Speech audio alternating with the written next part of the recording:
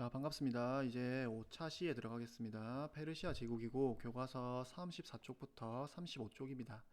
우리 페르시아라고 하면 아직 좀 생소한 친구들이 굉장히 많겠죠. 페르시아 제국은 지금은 존재하는 나라는 아닌데 지금 어느 나라가 이 나라를 계승하고 있냐면 음, 이란이란 나라가 여기 페르시아 제국을 계승한다고 이제 스스로 생각하고 있는 나라입니다. 이란은 여러분이 좀 뉴스나 이런 세계의 정세에 좀 관심 있는 친구들은 자주 들어봐 본 나라인데 요즘 굉장히 뉴스에 많이 나옵니다. 일단 이란 나라는 지금 이슬람을 믿고 있는데 이슬람도 여러분 수니파와 시아파로 나뉘어져 있습니다. 그래서 사실 대부분의 이슬람을 믿는 사람들은 수니파라고 하는데 이 이란을 위주로 한 몇몇 국가만 시아파에 해당합니다. 그래서 수니파와 시아파 굉장히 사이가 안 좋고 이런 수니파와 시아파의 어떤 다른 점에 대해서는 우리가 다음번에 더 자세히 배울 기회가 있을 겁니다.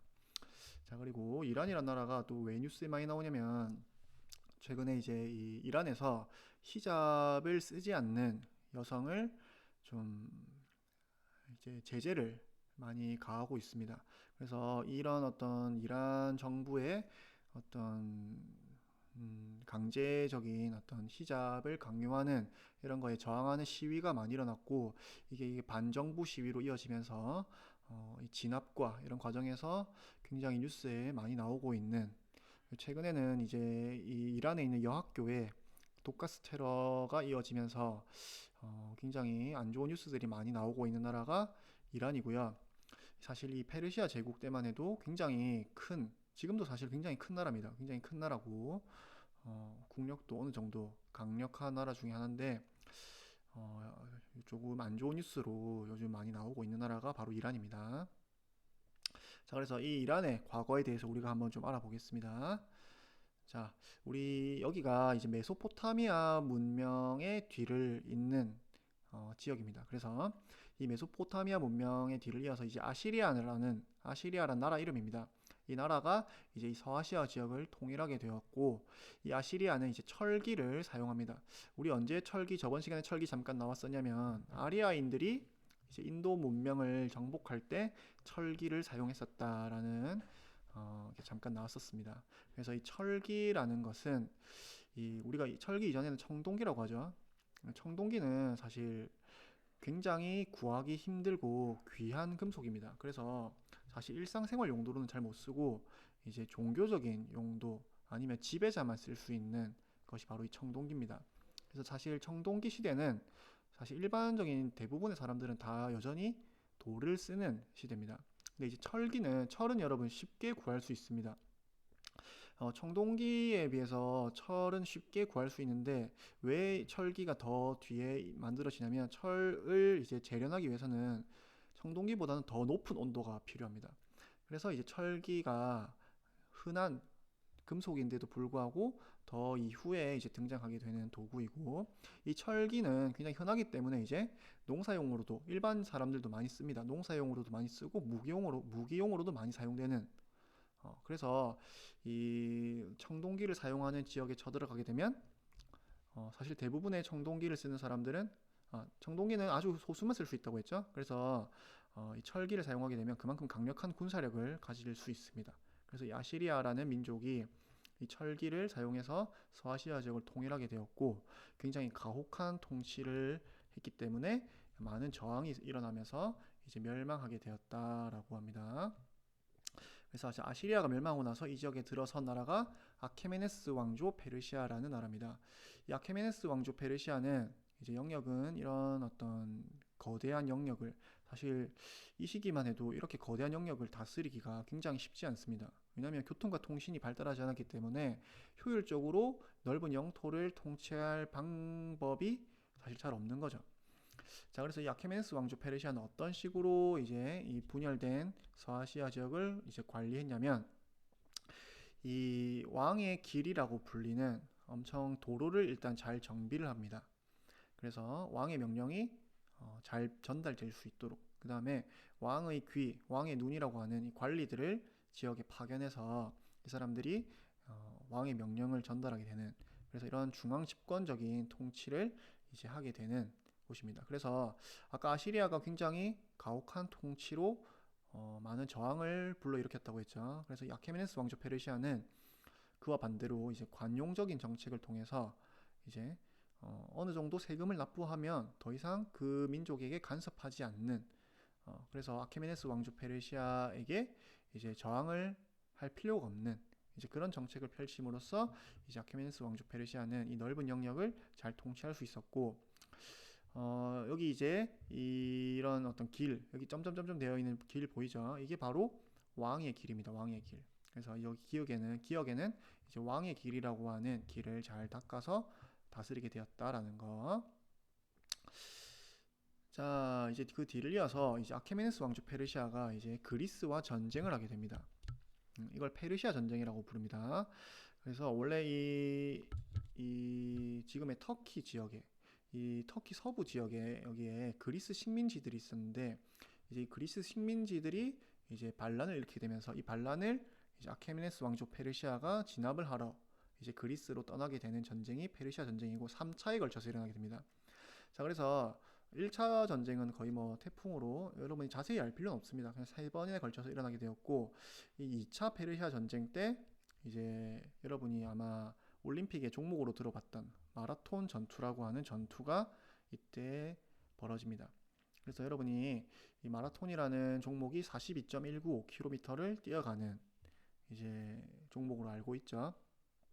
이 마라톤 전투에서 이제 승리의 소식을 전달하기 위해서 그리스의 한 병사가 40여 킬로미터를 달려가서 우리가 승리했다라는 소식을 전달하고 이제 심장이 터져 죽었다는 그런 전설을 이제 기리기 위해서 만들어진 종목이 바로 마라톤 전투입니다. 이게 2차 페르시아 전쟁 때 있었고요.